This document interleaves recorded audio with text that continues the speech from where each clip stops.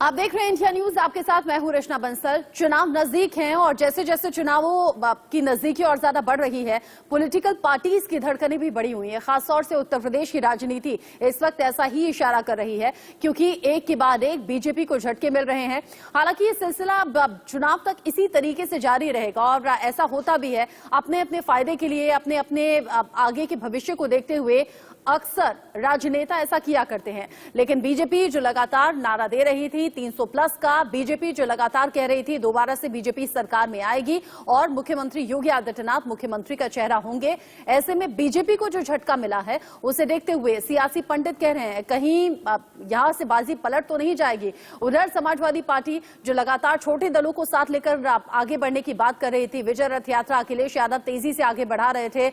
अब एक के बाद एक बीजेपी से भागे हुए नेताओं के साथ फोटो ट्वीट करके कह रहे हैं कि यहीं से बदलाव होगा, क्योंकि अब जनता बदलाव चाहती है और बीजेपी सत्ता से बाहर हो जाएगी 10 मार्च को, इस तरीके का दावा है। उधर कांग्रेस लगातार लड़की हूं लड़ सकती हूं के नारे के साथ आगे बढ़ रही है और कह रही है कि महिलाओं के उत्थान का काम हम ही करेंगे। बीएसपी की भी अपनी तैयारी है, अलग अलग तरीके से अलग अलग वादों और दावों के साथ पार्टियां चुनावी मैदान में। लेकिन इस बीच बीजेपी आखिर कैसे इस डैमेज को कंट्रोल करेगी, अंदर की खबर यह भी निकलकर सामने आ रही है कि बीजेपी अब बहुत तेजी से इस प्रक्रिया को आगे बढ़ाएगी भी। और जो पहले कहा जा रहा था परफॉर्मेंस के आधार पर करीब 40 से 50 विधायकों का टिकट कट सकता है, अब बीजेपी ने मौजूदा स्थिति देखते हुए, क्योंकि नाराजगी बहुत ज्यादा बढ़ गई है, जो अंदर की खबर है, नाराजगी को दूर करने के लिए अब वो जो सूची है वो 18 से 20 विधायकों पर सिमट गई है। बहुत ज्यादा विधायकों का टिकट काटने के मूड में बीजेपी है नहीं। और अब बड़ी खबर निकलकर सामने ये भी आ रही है कि अयोध्या से मुख्यमंत्री योगी आदित्यनाथ विधानसभा का चुनाव लड़ सकते हैं। हालांकि आधिकारिक घोषणा इसकी होना अभी बाकी है, अभी औपचारिक ऐलान इसका होना बाकी है। मंथन हर पार्टी में चल रहा है, लेकिन उत्तर प्रदेश की जनता किसके साथ होगी ये आने वाला वक्त अब तो बहुत ज्यादा दूर भी नहीं है, 10 मार्च को साफ हो जाएगा। हमारे साथ इसी पर बात करने के लिए कि आखिर किन किन मुद्दों पर पार्टी चुनाव लड़ने वाली है और क्या वाकई मास्टर स्ट्रोक साबित होगा मुख्यमंत्री योगी आदित्यनाथ का अयोध्या से लड़ना, हमारे साथ राकेश त्रिपाठी जुड़ गए हैं, बीजेपी के प्रवक्ता हैं। आलोक मेहता सर जुड़ गए हैं, एडिटोरियल डायरेक्टर आईटीवी ग्रुप के। और जैसे जैसे बाकी पार्टियों के मेहमान हमारे साथ जुड़ेंगे उनका परिचय भी हम आपसे कराते रहेंगे। राकेश जी, पहला सवाल मेरा आप ही से, बीजेपी लगातार नारा देती रही 300 प्लस हम जाएंगे, दोबारा से सत्ता में आएंगे, लेकिन इलेक्शन नजदीक है और ये झटके पर झटके, आखिर कैसे इस डैमेज को कंट्रोल करेंगे आप? भारतीय जनता पार्टी के लिए कोई झटका नहीं है, चुनावों में बहुत पहले से होता रहा है। लेकिन आप पिछले अगर आप देखेंगे भारतीय जनता पार्टी में दर्जन भर विधायक समाजवादी पार्टी के हो, बहुजन समाज पार्टी के हो या कांग्रेस पार्टी के हो, वो ज्वाइन कर चुके हैं। और अभी दर्जन भर से ज्यादा विधायकों के आवेदन हमारे पास है, जो भारतीय जनता पार्टी की ज्वाइनिंग कमेटी जिनकी स्क्रूटनी करने का काम कर रही है।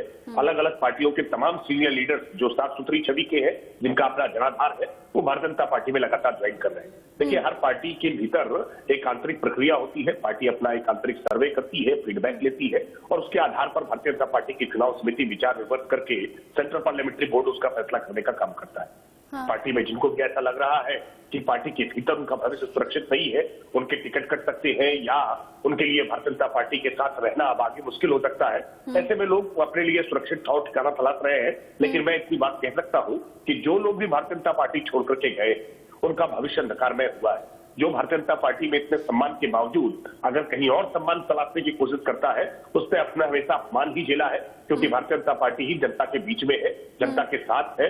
मैं उदाहरण से कहेंगे तो मैं उदाहरण से गिना सकता हूं कि किस प्रकार से भारतीय जनता पार्टी से बहराइच की सांसद रही सावित्रीबाई फुले छोड़ करके जब गई, तो उससे पहले भारतीय जनता पार्टी से 4,34,000 वोट पाकर के सांसद बनी थी।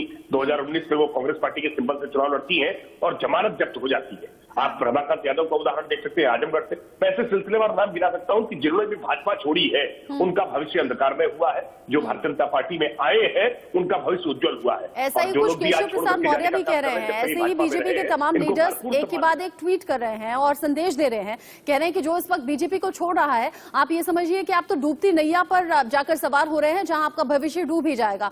हालांकि मौका परस्ती भी इसे कहते हैं, अपने अपने फायदे के लिए भी इस तरह के निर्णय लिए जाते हैं। और स्वामी प्रसाद मौर्य के बारे में कौन नहीं जानता, फायदा देखा तो बीजेपी में आ गए बीएसपी को छोड़कर, और अब हो सकता है उन्हें भविष्य में कुछ संभावनाएं दिख रही हो, कुछ फायदा दिख रहा हो। लेकिन एक सवाल और बनता है, केवल स्वामी प्रसाद मौर्य अकेले नहीं है, एक के बाद एक ही सिलसिला जारी है और कह रहे हैं 14 तारीख को अभी तो कि मैं बम फोड़ूंगा, विस्फोट होगा, ऐसा कुछ खुलासा करने वाले हैं, कुछ और झटके आपको मिलने वाले हैं। ये लगातार वो दावा कर रहे हैं, कह रहे हैं कि आखिरी कील साबित होगी मेरी तरफ से जो मैं कदम उठाऊंगा बीजेपी के लिए और सत्ता से बाहर मैं ही निकालने में कामयाब होऊंगा।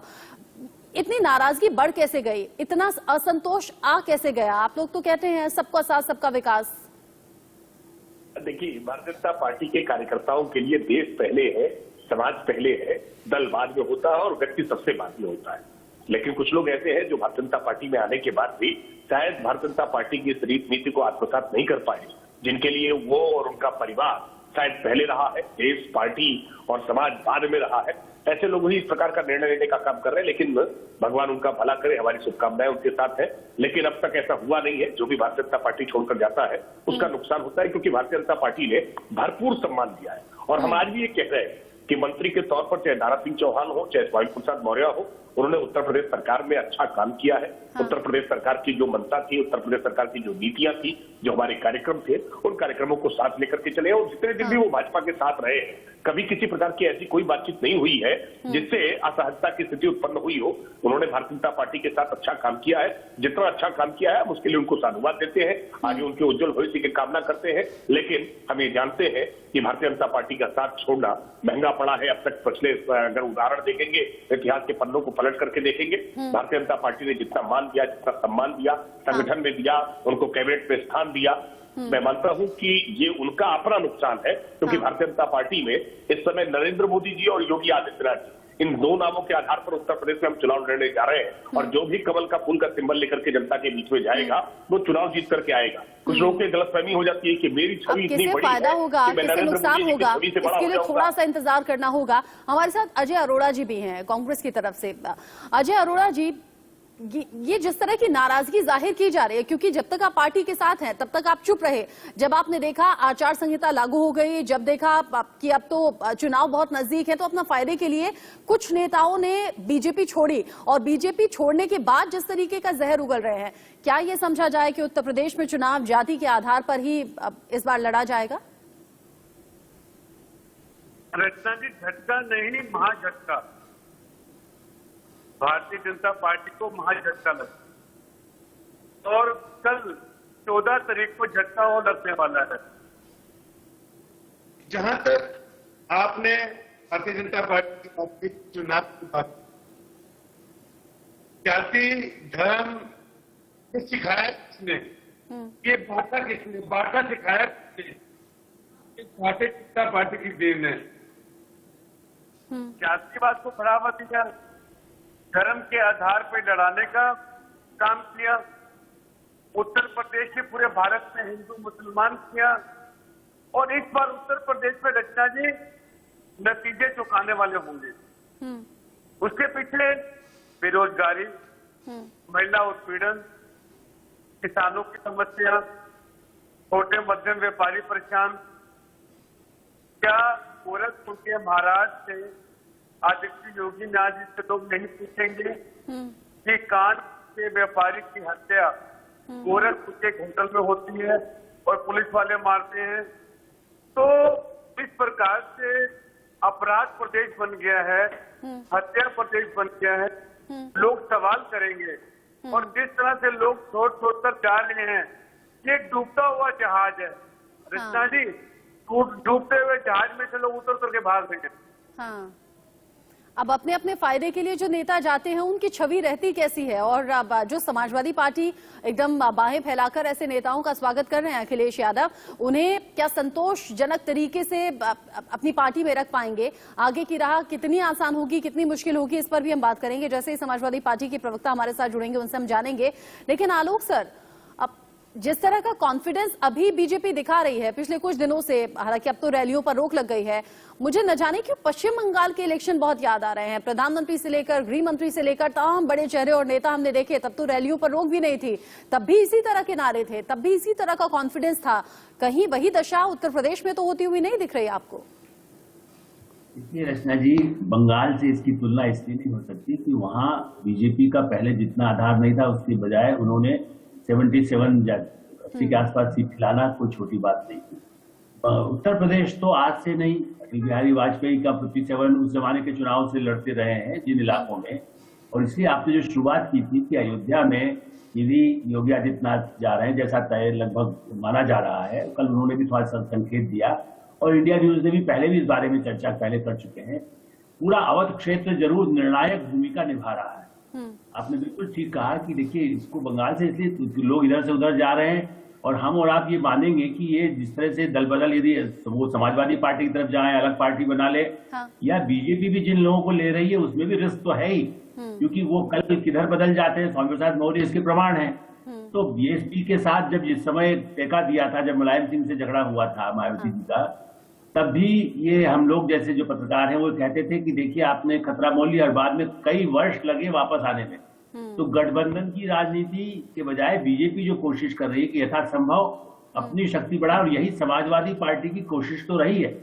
अब वो इसमें कितना वो अपने चाचा को देंगे, कितना दूसरे देंगे, फैसला आएगा। इसलिए दो ही लड़ाई में सामने है, समाजवादी पार्टी और बीजेपी। ये इस चुनाव का सबसे महत्वपूर्ण पहलू है। अवध, जहां अभी अपने कांग्रेस के हमारे मित्र कह रहे हैं, रायबरेली, अमेठी वो भी इसी अवध इलाके में है, लखनऊ इसी इलाके में है, मैनपुर इसी इलाके में है। मैंने मुलायम सिंह जी का, और देखिए ये भी गलतफहमी बीजेपी को नहीं हो सकती है। 2012 के चुनाव में यहाँ पर समाजवादी पार्टी भी जीती थी। इसलिए योगी आदित्यनाथ जी को ले जा करके इस पूरे इलाके को कैसे दिखाया जाए कि मुख्यमंत्री इस इलाके से अवध से चुन के आ रहा है, अयोध्या से चुन के आ रहा है। ये जो पूरी शक्ति, और बीजेपी, एक लाइन और कहूंगा मैं, देखिए समाजवादी पार्टी ने भी पहले से, कल भी आपने इंडिया न्यूज के प्रोग्राम में उन्होंने कहा, अखिलेश जी ने, कि देखिए हम पहले से तैयार हैं, हम डिजिटल के लिए तैयार हैं, हम तैयार। लेकिन भारतीय जनता पार्टी और उसको सहयोग देने वाले राष्ट्रीय स्वयंसेवक संघ वो पूरे 5 साल लगातार काम करते हैं, होमवर्क। ये तो औपचारिकताएं हैं मीटिंग्स में, मानता हूं इसमें तो जैसे होता ना इधर से उधर आपने एक मिनट इनको दिया, 1 मिनट उनको दिया, इस तरह से कुछ फेरबदल होते हैं। वो पहले से इसकी तैयारी करके बैठे किस इलाके से क्या हो सकता है, उसमें कुछ अचानक जो घटनाएं होती है उसको ध्यान है। योगी आदित्यनाथ जी को लगातार, यदि संघ की बात सोचे तो संघ तो अयोध्या के लिए उनको 5 साल पहले से तय करके आगे लाया है। इसलिए ये मैं नहीं मानता कि वो अचानक ही गोरखपुर से यहाँ शिफ्ट हो रहे हैं। ये पूरी तैयारी से, और प्रधानमंत्री भी बीच में गए, इतने कार्यक्रम वहां पर हुए। अयोध्या को, जिस अयोध्या जैसी जगह से भी एसपी जीती थी, इससे पहले वाले चुनाव में 2012 के चुनाव में वहां समाजवादी पार्टी जीती है, और फैजाबाद में एक समय में बीएसपी बड़ा प्रभाव वहां होता था उस पूरे डिस्ट्रिक्ट में। इसलिए बीजेपी ने पूरी तैयारी की है। चुनाव के बारे में हम भविष्यवाणी नहीं करें वो जीतेंगे नहीं जीतेंगे, मैं इसलिए कह रहा हूँ समाजवादी पार्टी का भी वहां अस्तित्व रहा है। मैनपुरी, एटा जैसी जगह में, यदि कन्नौज है, ये सब इलाका गढ़ समाजवादी का है। वहां तोड़ने के लिए, जैसे कहते हैं आप अपने यहाँ से अर्जुन को भेजें कि भीम को भेजें, किसको भेजें, ये निर्णायक भूमिका बीजेपी इसको तय कर रही है। और इसलिए लड़ाई समाजवादी पार्टी भी उसके लिए तैयार है। इसलिए उसने कई लोग उधर उस इलाके के तोड़े हैं। रायबरेली इलाके जैसे समाजवादी पार्टी ने या बीजेपी तोड़ रही है।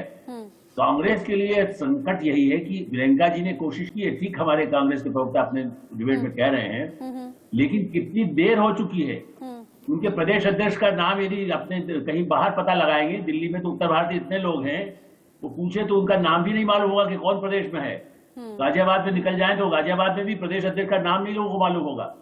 तो ये जो स्थिति है, इसलिए कांग्रेस का संगठन कमजोर है, जो सोनिया गांधी मानती रही है, हमारा आपका कहना नहीं है। सोनिया गांधी लगातार यही कहती रही। प्रियंका जी अभी 6 महीने पहले कोशिश किया, 2 महीने पहले कोशिश किया, उसका जितना परिणाम दे सके। अमेठी में राहुल गांधी हार चुके हैं। राहुल गांधी इटली जाते हैं ज़्यादा साल में 4 बार। कांग्रेस के लिए तो अभी बहुत मेहनत करने वाला वक्त है।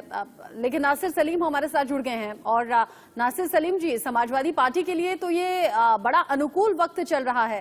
जैसा अखिलेश यादव चाहते थे अभी के लिहाज से वही हो रहा है, लेकिन भविष्य में कुछ कठिनाइयां भी आएंगी, क्योंकि ये ऐसा मौका होता है जब बाकी पार्टियों के लीडर्स अपनी पार्टी छोड़कर आपकी पार्टी में शामिल होते हैं तो कुछ शर्तों के साथ शामिल होते हैं। स्वामी प्रसाद मौर्य, दारा सिंह, ये भी कुछ शर्तों के साथ ही आएंगे, और उन शर्तों को पूरा भी अखिलेश यादव को करना होगा, वरना जो असंतोष अभी बीजेपी में दिखा है वो समाजवादी पार्टी में आते हुए देर नहीं लगेगी।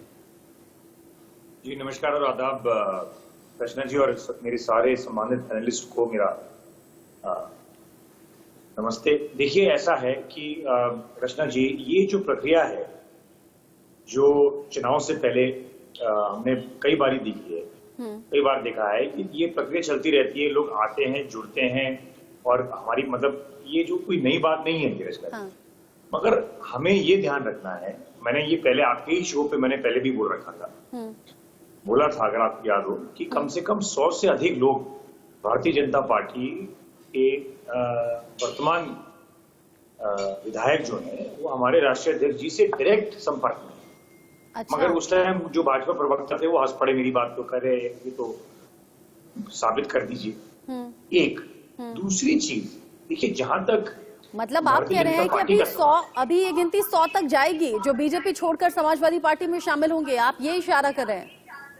नहीं, मैं ये इशारा नहीं कर रहा हूँ रचना जी, मैं बस ये कह रहा हूँ कि जिस हिसाब से frustration level Bharatiya Janata party के विधायकों में थी, वो अब दिख के आ रही है सामने। किस चीज की फ्रस्ट्रेशन है आपको? मैं आपको बता दूं, स्वामी प्रसाद जी ने क्या बोला।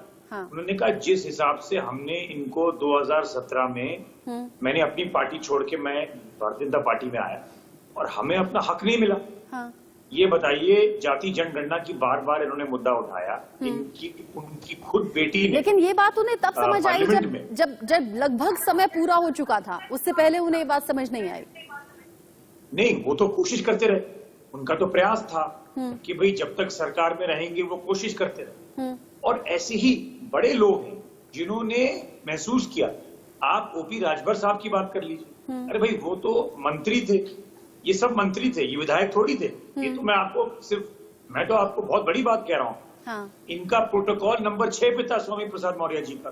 आप भाजपा प्रवक्ता साहब से पूछिए, भाई लखनऊ में और पूरे उत्तर प्रदेश में इनका प्रोटोकॉल नंबर 6 पे था, मगर इनकी क्या सुनवाई थी पूरे 5 साल में। तो ऐसा है, देखिए ये प्रक्रिया चलती रही।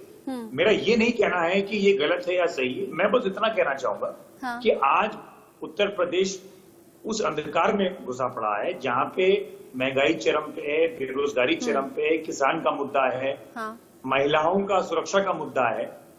आज ये बताइए, आपके सामने डीएपी और खाद के लिए किसानों को अपना डीएपी नहीं मिल पा रहा है, तो वो अपनी फसल कैसे और इन सभी परेशानियों का समाधान अखिलेश यादव निकाल देंगे उत्तर प्रदेश के लिहाज से, आप ये कह रहे हैं? नहीं, देखिए हम ये कह रहे हैं कि हमारे अखिलेश जी ने 5 साल की सरकार चलाई। और उस सरकार में कुछ कमियां थी रचना जी, मैं फिर मानता हूं आपके सामने। उन कमियों को दुरुस्त करेंगे क्या अखिलेश यादव? क्योंकि मैं भी उत्तर प्रदेश से आती हूं, तो मुझे भी इंटरेस्ट है ये जानने में। मगर जनता ने ये भी सोच लिया है कि 2022 में किसको बैठाना है। देखिए, ये लड़ाई समाजवादी पार्टी और भारतीय जनता पार्टी की नहीं, ये लड़ाई है जनता की। ये है लड़ाई उत्तर प्रदेश की जनता और ठीक है, उत्तर प्रदेश की जनता इस लड़ाई में किसे जिताएगी, किसे हराएगी, 10 मार्च को साफ हो जाएगा। आसिफ हुसैन सुहेल हमारे साथ जुड़ गए हैं राजनीतिक विश्लेषक के तौर पर। आसिफ जी, अगर कांटे की टक्कर समाजवादी पार्टी और बीजेपी के बीच में उत्तर प्रदेश में मानी जा रही है और अब बीजेपी को जिस तरीके से नुकसान हो रहा है, और अभी खबर ये भी कि अयोध्या से मुख्यमंत्री योगी आदित्यनाथ विधानसभा का चुनाव लड़ेंगे, क्या बीजेपी इस डैमेज को कंट्रोल कर लेगी अपने इस कदम से? देखिए, चाहे वो अयोध्या से लड़े या वाराणसी से लड़े, उनकी हार निश्चित है, क्योंकि ये अवाम ने अपना एक दिमाग बना लिया है कि नफरत की राजनीति करने वालों को, मुल्क तोड़ने वालों को ये बार वोट नहीं डालेंगे और वो धूल चटाएंगे, क्योंकि देख चुके हैं लोग किस तकलीफ से गुजरे हैं। हर वो वक्त के लोग, ना बल्कि माइनॉरिटी, दूसरे लोग भी, सारे लोग काफी तकलीफ में, उन पर टॉर्चर किया गया इतने साल। लेकिन जब आप इंफ्रास्ट्रक्चर डेवलपमेंट की बात करें, आप एम्प्लॉयमेंट की बात करें, एजुकेशन की बात करें, जॉब्स की बात करें, तो कुछ नहीं है। सिर्फ एजेंडा क्या था, नफरत लेकर आओ और हिंदुत्व की एक सोच लोगों में आज उसको ठुकरा दिया है। सब चाहते हैं रोटी कपड़ा मकान, चाहे हिंदू हो या मुसलमान, देख चुके हैं। इसलिए आज सारे नेता जो बीजेपी से वापिस आने की वजह क्या है, उनको पता चल चुका है, सरकारी सर्वे के रिपोर्ट्स आज वो गवर्नमेंट नहीं बना पाएंगे। इसलिए ये हार योगी आदित्यनाथ नहीं, ये एक सोच की हार है जो लोगों को तोड़ने की, चाहे वो बनारस से लड़े आप किस तरह की नफरत का जिक्र कर रहे हैं, थोड़ा सा समझाएं, किस तरह की नफरत का आप जिक्र कर रहे हैं? क्योंकि बीजेपी तो कहती है सबका साथ सबका विकास, हम कोई ऐसी पार्टी नहीं है जब किसी एक जाति या एक धर्म को बढ़ावा दें और बाकी को पीछे छोड़ दें। वो कहते हैं हम सबको साथ लेकर चलते हैं। देखिए, ना वो किसी के साथ थे, ना किसी का विकास किया, वो सिर्फ लोगों को एक बेवकूफ बनाने की राजनीति करे। अयोध्या के नाम पे चुनाव लड़ा गया था इससे पहले। अब उनके पास कोई एजेंडा नहीं है। क्या लोग देखिए, जनता कोई बेवकूफ नहीं है जो ऐसे ही आंख बंद करके डालते रहे, लोगों को गुमराह करें इतने साल कि मंदिर बनाएंगे, मंदिर के अंदर भी कई घोटाले हो रहे हैं, वो भी जनता जान चुकी है। जब ये गोरखपुर में उनको पता चल गया कि गोरखपुर हारेंगे, ठीक है, जो बच्चे मरे हैं गोरखपुर के वो कोई भूलेगा नहीं। वो लोग की जो बदवा है ना, वो सारा उत्तर प्रदेश के एक एक जगहों पे वो बदवा का असर आपको आने वाले चुनाव में देखेंगे। 7,500 के ऊपर मुसलमान मारा गया एनकाउंटर के नाम पे, वो भी कोई भूलेगा नहीं। कई लोगों को नौकरियां नहीं मिले, आज के वो इंग्लिश में गुजर रहे हैं। देखिए, आप एक चुनाव जब होता है एक गवर्नमेंट बनती है तमाम के लिए, ना बल्कि एक पर्टिकुलर जो तो कोई कास्ट रिलीजन के लिए। हमारा संविधान कहता है सबके लिए बराबर है, पर यहाँ पे क्या था, इन्होंने एक अपनी एक सोच को लेकर जो हिंदुओं को भी, आज मैं बोलता हूँ ना मुसलमान, हिंदू भी खतरे में है ऐसी सोच के लोगों से। तो आप चुनाव के अंदर, मैंने पहले भी आपके डिबेट में मैंने बताया, आने वाले चुनाव में ये लोग को धूल चटाने का काम उत्तर प्रदेश की आवाम करेंगे, हर कोई मिलकर, सब मिलकर, ये उनको पता चल चुका है। इसीलिए आपने एक लॉजिक दिया कि गोरखपुर से क्यों नहीं लड़ रहे हैं चुनाव और क्यों अयोध्या से लड़ने का फैसला किया। राकेश त्रिपाठी जी इस पर ज्यादा मुझे लगता है प्रकाश डाल पाएंगे। राकेश त्रिपाठी जी, अयोध्या से इस बार चुनाव लड़ने का मन के पीछे जो वजह है वो क्या है?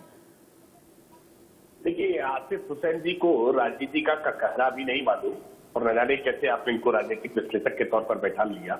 गोरखपुर की बीआरडी की घटना का जिक्र कर रहे हैं, जिसको मीडिया में बहुत जोर शोर से प्रचार प्रसार हुआ था। उसके बाद 2019 के चुनाव में और गोरखपुर में रवि किशन वहां से सांसद होकर के निर्वाचित हो गए। आपको ये जानकारी नहीं है गोरखपुर का मिजाज क्या है, गोरखपुर के लोग क्या समझते हैं? कभी गोरखपुर गए हैं? जरा गोरखपुर देख करके आइए कि गोरखपुर में आज क्या परिवर्तन हुआ है। फर्टिलाइजर का कारखाना जो 70 के दशक में बंद हो गया था, उसको योगी आदित्यनाथ जी ने नरेंद्र मोदी जी के प्रयास के साथ उसको चालू करने का काम किया है। और फर्टिलाइजर के कारखाना के शुरू होने का क्या मतलब होता है कि आपके साथ वो नहीं जानता हूँ मैं, चुपचाप सुनिए भाई, आपके साथ राजनीतिक विश्लेषण करना आसान काम नहीं होता, ये कठिन काम होता है, इसलिए धैर्य से सुनना पड़ता है। आसिफ जी अभी लोग अपनी जो आसिफ जी एक साथ बोलेंगे तो समझ नहीं आएगा। मानसिकता के साथ आसिफ जी एक साथ बोलेंगे तो समझ नहीं आएगा। सुनिए, आपकी तमाम आसिफ जी अपनी बारी आने पर बोलिएगा। आप सुनता रहा था ना, जरा सुन लीजिए, थोड़ा सा सुनिए ना, आपकी बकवास सुनी है मैंने ना, थोड़ा सा सुनिए। ठीक है, संयमित रहिए। आपको जानकारी है, आप बच्चों के बारे में बात कर रहे हैं तो आपको जानकारी होनी चाहिए कि 3 दशक में लगभग 30 साल में 50,000 से ज्यादा बच्चे मरे हैं। अरे आसिफ साहब, बकवास बंद करके पहले अपने जवाब पर लगा दीजिए और जरा बोल को थोड़ा बंद कीजिए थोड़ी देर के लिए। आपको राजनीतिक विश्लेषण के बारे में एक पैसे की जानकारी नहीं, पढ़ा नहीं, न जाने कहां से चले आते हैं टीवी चैनल पर राजनीतिक विश्लेषक बन करके। राजनीति के बारे में भी जानकारी नहीं। भारतीय जनता पार्टी के कार्यकर्ता के तौर पर 22 वर्ष से भारतीय जनता पार्टी का काम कर रहा हूं। राजनीति की समझ आपको क्या है? कैसे राजनीतिक विश्लेषक आप जैसे लोग बन जाते हैं? आसिफ जी ऐसे दिक्कत होगी, आसिफ जी ऐसे दिक्कत होगी। अभी राकेश जी को आप बोलने दें, अभी राकेश जी को आप बोलने दें। आसिफ जी आपकी बारी आएगी तो बोलिएगा आप। अभी राकेश जी का नंबर है। आसिफ जी थोड़ा सा संयमित रहिए। राकेश जी आप भी थोड़ा सा गुस्से पर काबू कीजिए। राकेश जी थोड़ा सा गुस्से पर काबू कीजिए, एक एक करके बोलेंगे। अभी आसिफ जी नहीं बोल रहे हैं, अभी राकेश जी बोलेंगे। 30 सालों में 50,000 से ज्यादा बच्चे मर गए थे, 50,000 से ज्यादा बच्चे। एक बच्चे की मौत का दुख क्या होता है, मां से पूछना जरा, समझ में नहीं आता आपको। 50,000 बच्चे मर गए, कोई भूला न था। मुख्यमंत्री योगी आदित्यनाथ जी 5 बार से सांसद है उनके गोरखपुर से, लगातार संसद में खड़े होकर के जापानी सेफलाइटिस के लिए आवाज बुलंद करते रहे। और जब मुख्यमंत्री बने उत्तर प्रदेश के, तो आज जापानी सेफलाइटिस से मरने वाले बच्चों की संख्या 5% से भी कम। राकेश जी लेकिन उत्तर प्रदेश के लोगों की समस्याएं और भी हैं। बना करके गोरखपुर में दिया है हमने, ये काम है हमारा। गोरखपुर में आज 4 लेन का हमने एक पूरा जाल बिछाने का काम किया है, ये काम है हमारा। गोरखपुर को आप जरा आकर के देखिए ना कि गोरखपुर में रामगढ़ ताल पर जाकर के काम के आधार पर ही बीजेपी वोट मांग रही है। काम हुआ है, इसमें कोई दो राय है नहीं। और वो काम सिर्फ शहरी इलाकों में नहीं दिखता, गांव देहात तक भी उसकी गूंज भी सुनाई देती है और वो काम दिखाई भी देता है। वो मैंने खुद देखा है और इसीलिए बीजेपी कॉन्फिडेंट है और कह रही है कि काम के आधार पर हमें वोट मांगिए। लेकिन हाँ, राकेश त्रिपाठी जी, लेकिन लोग महंगाई से बड़े परेशान हैं और महंगाई से ज्यादा परेशान इसलिए हैं क्योंकि कोविड काल में लोगों के काम, कारोबार, नौकरी सब कुछ ठप हो गए। वो जहां नीचे गिरे वहां से उबर नहीं पाए अभी तक भी। देखिए, पूरी दुनिया में इस कोरोना की महामारी के नाते इकोनॉमी स्लो डाउन हुई है। दुनिया के तमाम विकसित वो देश जिनकी इकोनॉमी बहुत अच्छी चल रही थी, उनकी इकोनॉमी लुढ़क गई है। लेकिन मैं इस बात के लिए फिर कहूंगा, अगर आप दुनिया भर से तुलना करके देखेंगे दुनिया भर के बाजारों से, तो भारत ने अपने आप को फिर भी बचा करके रखा है। भारत ने अपने आप को फिर भी संभाल करके रखा है। और विशेष तौर पर इस कोरोना कालखंड में इस महंगाई की मार, जहां लोगों की जीविका छूटी है, वहां पर इसकी मार उन पर न पड़ने पाए, गरीबों के मुंह से निवाला न छीनने पाए, मुख्यमंत्री योगी आदित्यनाथ जी ने लगातार उत्तर प्रदेश के 15 करोड़ परिवारों को महीने में 2 बार, प्रधानमंत्री जी की प्रेरणा से, प्रधानमंत्री जी के सहयोग से महीने में 2 बार हमने राशन देने का काम किया है। और केवल राशन ही नहीं, हमने दाल भी दिया है, तेल भी दिया है, नमक भी दिया है, ताकि गरीब लोगों को किसी प्रकार की समस्या ना आने पाए। लेकिन अब कुछ लोगों की जीविका जा रही है, कुछ लोगों को जो पेड वर्कर थे, उनको जो तनख्वाह मिला करती थी, राजनीतिक दलों से फंडिंग हुआ करती थी, अब वो परेशान है, क्योंकि हमने इनकम टैक्स से छापे डाल करके उनके यहाँ जो गड़ा हुआ माल था, नासिर सलीम जी, हाँ ठीक है, ठीक है। नासिर सलीम जी, अगर बीजेपी कह रही है कि काम के आधार पर हम वोट मांग रहे हैं, और बीजेपी का काम देखिए ऐसी बात है नहीं, आप अगर कोई भी चश्मा लगाएं काम वो दिखाई देता है, और गांव-गांव, कस्बे-कस्बे तक दिखाई देता है। अब जब समाजवादी पार्टी और बीजेपी में कड़ी टक्कर है, समाजवादी पार्टी के ऊपर तो बड़ी जिम्मेदारी है इस वक्त, और अगर आप सत्ता में आते हैं तो दुगनी स्पीड के साथ काम करके दिखाना होगा, क्योंकि आप लोगों को काम करने वाली सरकार की आदत हो चुकी है उत्तर प्रदेश में।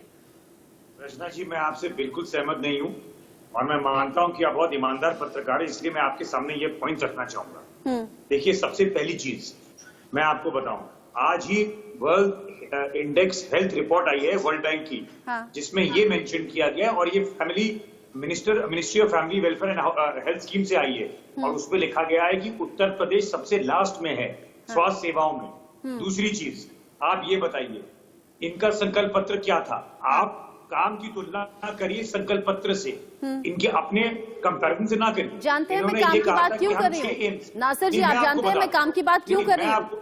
मेरी बात तो सुनिए, मैं आपकी बात सुनूंगी, आप मेरी बात सुनिए। मैंने काम की बात क्यों की, अब सुनिएगा। मैं किसी पार्टी के बयानों पर यकीन नहीं करती। जो गांव देहात के लोग हैं, जो मेरे भी जानने में हैं, जिनसे मेरी बातचीत होती है, मैंने उनसे सुना है कि हाँ, गांव में सड़कें बन गई, गांव में नालियां बन गई, गन्ने का पेमेंट पहले की सरकार के मुकाबले जल्दी हो जाया करता है। जो गरीब लोग हैं, जो गरीबी रेखा से नीचे आते हैं, उन्हें घर मिले हैं, या फिर घर बनाने का पैसा मिला है, जिन्हें एक जगह दे दी गई, वहां उनके पास पक्का मकान अब हो गया है। ऐसी बहुत सी चीजें हैं जो सरकार ने की है, और जो आम लोगों के जरिए मैं जानती हूं। मैं किसी पार्टी के नेता के बयान पर विश्वास नहीं करती। तो रचना जी, फिर आप यही जवाब आप ही दीजिएगा अपने शो पे, कि ऐसे कैसे हो गया कि भारतीय जनता पार्टी के जितने भी विधायक हैं, इन सब की गांव में एंट्री बंद हो गई। ये तो हमने भी देखा है, ये आपके सामने है सब। देखिए, एक तरफ आप कंपैरिजन करें और बोले कि इनका जो संकल्प पत्र था रचना जी, उसके तहत कितना डेवलपमेंट हुआ, ये बताइए। इनका संकल्प पत्र ये कहता था कि हम 100 दिन में गड्ढे मुक्त कर देंगे। इनका संकल्प पत्र ये कहता था कि हम 5 साल में 70 लाख नौकरियां देंगे। इनके खुद कभी डेटा, कभी इनके मुख्यमंत्री आगे कहते हैं 1.5 करोड़ दे दिए नौकरी, कभी कहते हैं 2 करोड़, इनके प्रवक्ता कहते हैं 5 लाख। तीसरी चीज ये बताइए, आपने कहा कि हम 6 एम्स बनाएंगे उत्तर प्रदेश में।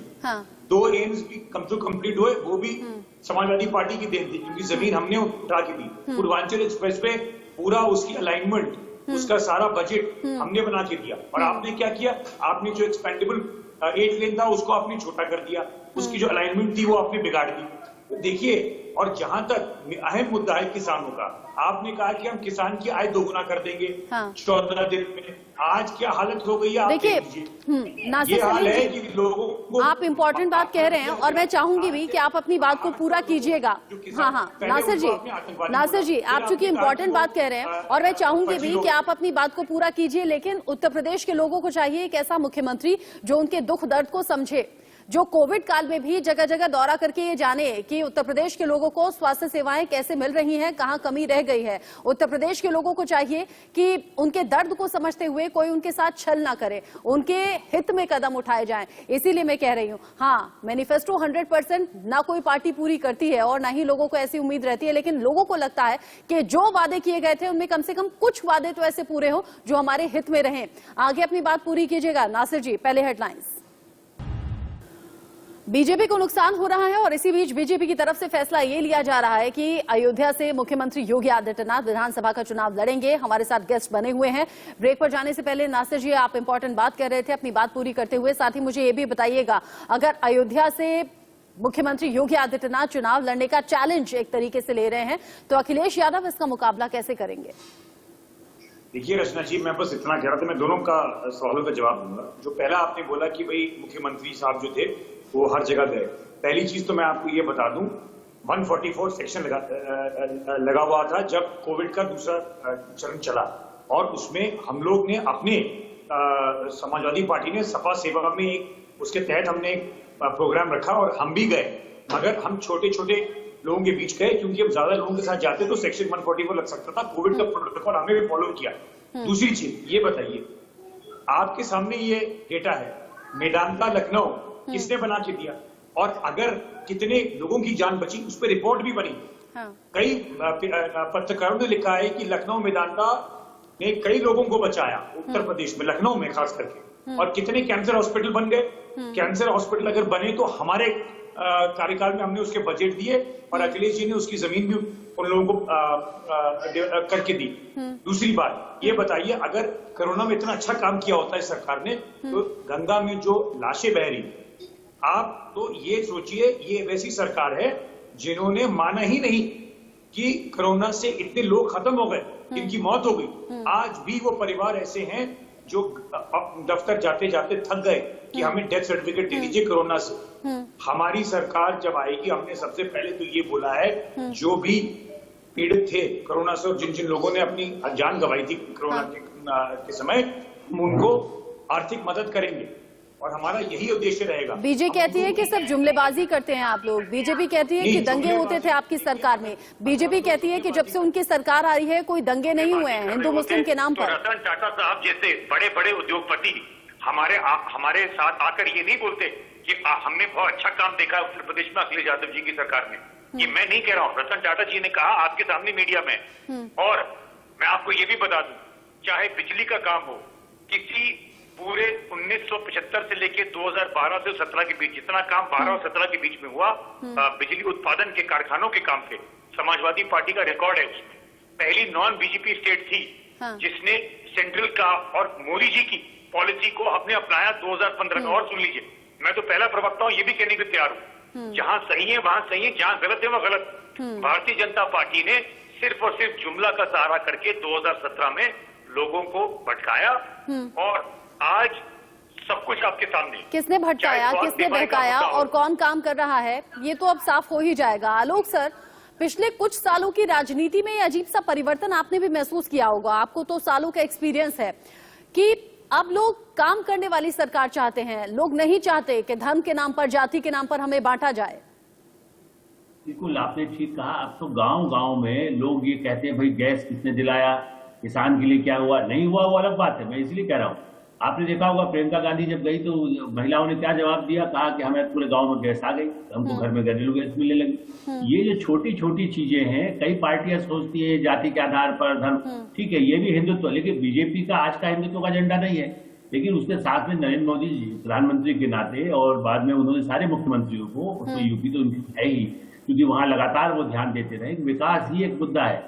यदि जिसने किया है, और मैं इसलिए आज भी ये कह रहा हूँ कि ऐसा नहीं कि समाजवादी पार्टी जैसा बीजेपी कहती है हम 300-400 जीतेंगे, उससे मैं ये सही है कि जहां समाजवादी पार्टी के लोगों ने काम किया होगा, किया है, अखिलेश यादव ने अपने सत्ता काल में भी, वहां उनको लाभ मिलेगा। क्योंकि जिन लोगों ने काम नहीं, इसीलिए तो टिकट कट रहे हैं। जिन विधायकों ने ध्यान नहीं दिया, जिन मंत्रियों ने केवल अपने काम बताए, अपने धंधे किए, यदि उनके टिकट कटते हैं तो जनता उसको खाली जाति पर वोट देगी। ये पुराने चुनाव दिखा चुके हैं। देखिए बैकवर्ड यदि है तो बैकवर्ड तो बीजेपी भी खड़ा करती है, कांग्रेस भी खड़ा करती है उसी इलाके में, समाजवादी पार्टी भी उसे खड़ा करती है। तो ये कहना, हाँ ठीक है, एक कुछ लोगों के मन में जो गांव में होते हैं उनको एक भाईचारा होता है, एक अपना जाति का जो कोई व्यक्ति अच्छा है जिसने काम किया है उसके समर्थन थोड़ा हो सकता है। असली जो आपने बात उठाई, मेरा ये मानना है और हम लोग बराबर इस बात को मानते हैं कि काम करने वाले को ही वोट मिलेगा। और इसलिए चाहे प्रधानमंत्री नरेंद्र मोदी हो या अखिलेश यादव हो या सोनिया गांधी, ये कहती है भाई तुम अपने इलाके में ध्यान दो। और जिन लोगों ने नहीं दिया, यही प्रजातंत्र की खासियत है। अब वो जमाना चला गया जब आप खाली जाते थे, झंडा उठाया, वोट मालूम नहीं किसको वोट देना है। महानगरों में बल्कि ये सही हो सकता है, शहरों में, लखनऊ हो चाहे दिल्ली हो, ऐसे इलाकों में या पंजाब में जहां शहरी इलाकों में लोगों में ज्यादा कैंडिडेट के प्रति उतना ज्यादा लगाव नहीं होता।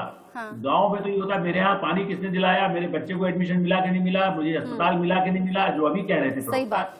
यदि फेल रही होगी तो वहां निश्चित रूप से नुकसान होगा, और इसीलिए लोगों के टिकट कटना और कटना भी चाहिए। हाँ। जो मंत्री निकम्मे रहे हैं, भ्रष्टाचार ऐसी सख्ती तो जरूरी है भी, लेकिन और पार्टियां इससे कुछ सीख रही हैं क्या? अजय अरोड़ा जी, अगर उत्तर प्रदेश में कांटे की टक्कर समाजवादी पार्टी और बीजेपी के बीच मानी जा रही है, तो कांग्रेस अपनी संभावनाएं कैसी देखती है? और जो बीजेपी का नारा है 300+ का, आप लोग क्या सोच रहे हैं खुद को लेकर? लड़की हूँ लड़ सकती हूँ, लड़की हूँ लड़ सकती हूँ, लड़की हूँ लड़ सकती हूँ, ये नारा प्रियंका गांधी का नहीं रहा, ये उत्तर प्रदेश की हर बेटी का, हर बच्ची का नारा बन गया है। फिर तो उत्तर प्रदेश के पुरुष ये भी पूछेंगे ना कि हम कहाँ हैं? जी रचना जी, हम बेरोजगारी के मुद्दे में चुनाव लड़ेंगे, हम महिला और चुनाव लड़ेंगे। इस प्रकार से कोरोना काल में उत्तर प्रदेश का जो हाल हुआ, स्वास्थ्य सेवाएं इस प्रकार से चरमरा गई थी, ऑक्सीजन नहीं थी, रेमडेसिविर कैप्सूल नहीं था, शमशान में जगह नहीं थी, कब्रिस्तान में जगह नहीं थी। तो किस प्रकार से गंगा किनारे लाशें बैठी देखती हैं, और अभी हाल ही में इस प्रकार से हादसे की घटना घटी। अगर उत्तर प्रदेश में योगी जी से अन्याय के खिलाफ किसी ने भी मुखर होकर बात की है तो प्रियंका गांधी ने की है। सबसे पहले हादसा पहुंची, लखीमपुर खीरी जब घटना हुई, जब वहां पहुंची उन्हें डिटेन किया गया। हम इस मुद्दे पे लड़ेंगे, किस प्रकार से गृह राज्य मंत्री के बेटे ने किसानों को लोन दिया, शर्म आनी चाहिए। धरती पुत्र को गगन नीचे रौंदा गया, ये सवाल करेंगे। और मैं आप डिसीजन लेने वाले नहीं होते हैं, उत्तर प्रदेश की आवाम, उत्तर प्रदेश की जनता ये फैसला करने वाली है। और मैं बता दूं, नतीजे चुकाने वाले होंगे। और प्रियंका गांधी वाड्रा ने बिल्कुल आलोक से सही बात की कि 2017 में हमारा संगठन कमजोर था। हम इस बात को स्वीकार करते हैं, लेकिन प्रियंका गांधी ने जमीनी स्तर पे काम करके दोबारा से संगठन खड़ा किया, और हमें उम्मीद है कि प्रियंका गांधी जब उत्तर प्रदेश के दौरे पर गई, अलग अलग तरह की तस्वीरें सामने आई। कहीं वो रोते हुए को गले लगाती हैं, कहीं जिन परिवारों में मौत हुई उन्हें दिलासा देती हुई, सांत्वना देती हुई उनके साथ में रात भर बैठी हुई भी नजर आती हैं। महिलाओं का हुजूम उमड़ पड़ता है एक एक निवाला प्रियंका गांधी को खिलाने के लिए। ऐसी कई खूबसूरत तस्वीरें हैं जिन्हें मैं अप्रिशिएट भी करूंगी। प्रियंका गांधी को पिछले दिनों ही मैं सुन रही थी, बयान उनका सामने आया, कह रही है कि नफरत को सिर्फ प्रेम से हराया जा सकता है, हम प्रेम से आगे बढ़ेंगे। लेकिन जो प्यार बनाने की कोशिश की प्रियंका गांधी ने, आम लोगों के साथ जो कनेक्ट बनाने की कोशिश की, अब रैलियां तो बंद हो गई हैं, दौरों पर पाबंदी है, वो कनेक्ट अब कैसे बनाएंगे, वो कनेक्शन कैसे पैदा होगा? डोर टू डोर जाएंगी क्या? बिल्कुल, जिस प्रकार से जो चुनाव आयोग ने परमिशन दी है उसका पालन होगा।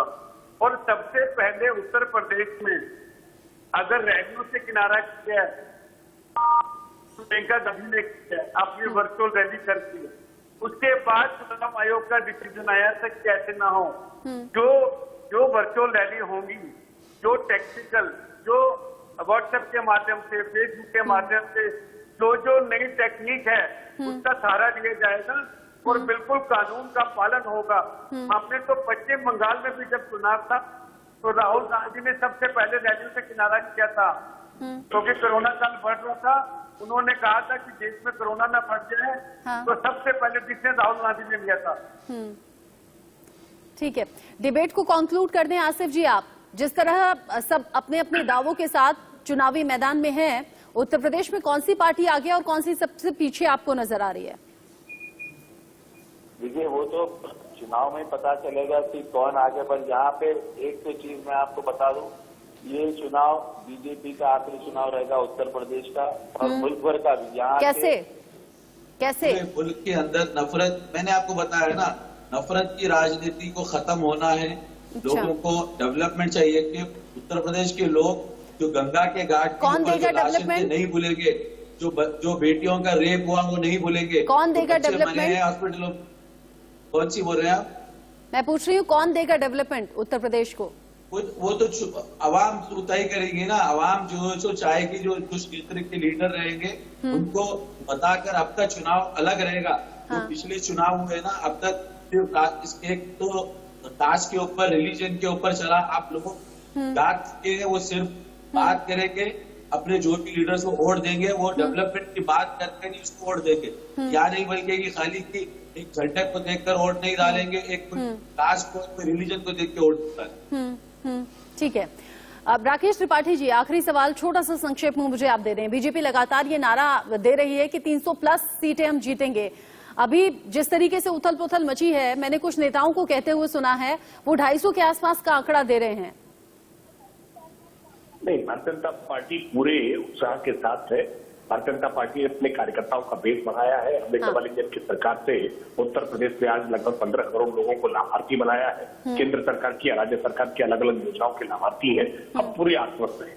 जाति और मजहब को किनारे रख करके उत्तर प्रदेश के विकास के लिए उत्तर प्रदेश की जनता भारतीय जनता पार्टी को वोट करेगी। आज नरेंद्र मोदी और योगी आदित्यनाथ लोगों के दिलों में राज कर रहे हैं। हमें पूरा भरोसा है। अभी अजय अरोड़ा जी कह रहे हैं कि लड़की हूं, लड़ सकती हूं। अरे नारा तो प्रियंका जी ने बाद में दिया, उससे पहले ही स्मृति ईरानी जी ने साबित कर दिया था कि लड़की हूं, लड़ सकती हूं और लड़के जीत भी सकती हूं। और आपके जो लड़के थे ना, 2 युवा यूपी के 2 लड़के, वो राहुल गांधी जी वापस लौट गए, अमेठी लौट करके वापस नहीं आ पा रहे। और जैसे ही प्रियंका जी ने नारा दिया कि लड़की हूं, लड़ सकती हूं, वैसे ही रायबरेली की कांग्रेस की विधायिका अदिति सिंह ने कहा मैं तुरंत पार्टी से लड़ सकती हूँ। और सोनिया जी जहां से रायबरेली से सांसद है, वहीं से लड़ करके वो कांग्रेस पार्टी छोड़ करके चली आई और भारतीय जनता पार्टी आकर के ज्वाइन कर लिया।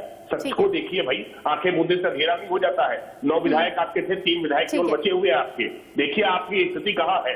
साथ बता रहे भारतीय जनता पार्टी का आज के साथ किया अंतिम चुनाव होने आ रहा है। भारतीय जनता पार्टी इस चुनाव में रिकॉर्ड कायम करने जा रही है। ठीक है। हम 325 प्लस के आंकड़े को कॉन्फिडेंस अभी सभी का बरकरार है, कॉन्फिडेंस अभी सभी का 7वें आसमान पर है, लेकिन आम लोग किसे चुनेंगे 10 मार्च को साफ हो जाएगा। बहुत शुक्रिया राकेश जी, नासिर जी, अजय जी, आसिफ जी और आलोक सर आपका हमारे साथ जुड़ने के लिए, इस डिबेट में रहने के लिए। उत्तर प्रदेश में अलग अलग दाव फिलहाल चले जा रहे हैं और अब जैसे जैसे चुनाव नजदीक आएंगे, ये जो उथल पुथल है ना अभी राजनीतिक गलियारों में, ये अभी और तेज होगी। इंतजार रहेगा 14 जनवरी का, जब स्वामी प्रसाद मौर्य बड़ा विस्फोट करने की बात कर रहे हैं। क्या होगा अगला कदम? नजर बनी हुई है इंडिया न्यूज की। वक्त छोटे से ब्रेक का।